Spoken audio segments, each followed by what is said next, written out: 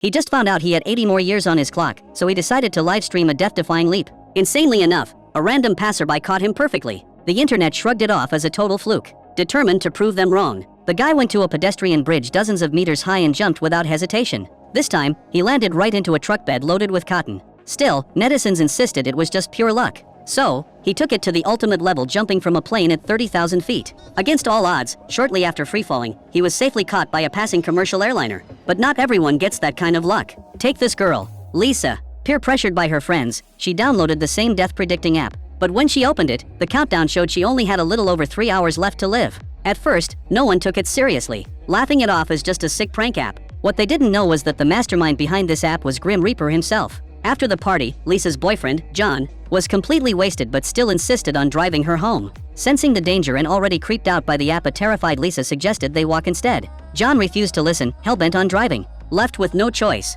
Lisa bailed and walked home alone while John took off. Right after he left, John's phone buzzed with a notification stating he had violated the app's user agreement. Spotting this, Lisa quickly checked her own phone, only to find her countdown had plummeted to just 7 minutes. Panic set in. She bolted inside her house to hide. With less than 2 minutes left, she frantically forced her phone to shut down, thinking she was finally safe. But the moment she turned around, the screen lit back up, and the unimaginable happened.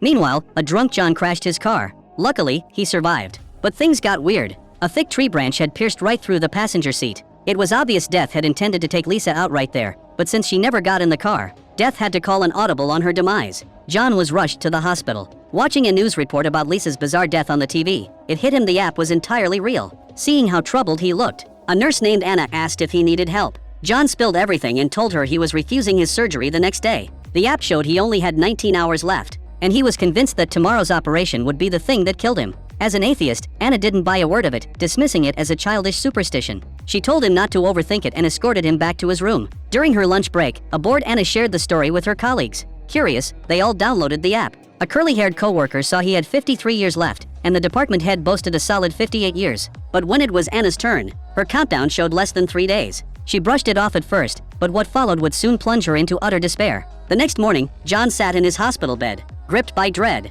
The app showed he had only 3 minutes left. Sensing impending doom, he tried to flee the hospital. Just then, a notification popped up on his phone. He had violated the user agreement. As John stood there baffled, he caught a glimpse of the Grim Reaper standing right behind him in the mirror. Instinctively, he ducked into a nearby stairwell. Before he could even catch his breath, the lights cut out. A second later, the sound of a door opening echoed from downstairs. Swallowing his fear, he flicked on his flashlight, but the stairs were empty. Suddenly, heavy footsteps echoed from upstairs. John looked up, and his heart dropped. It was his dead girlfriend, Lisa. Courtney.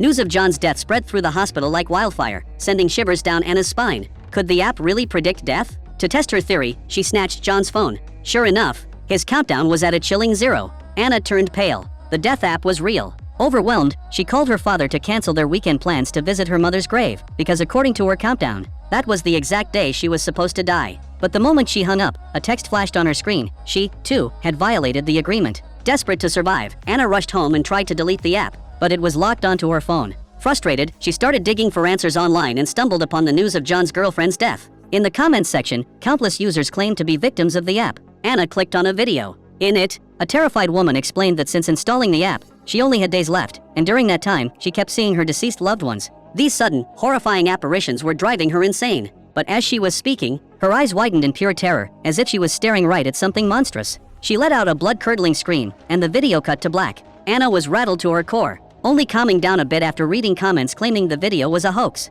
But just as she closed her laptop to rest, she felt a presence.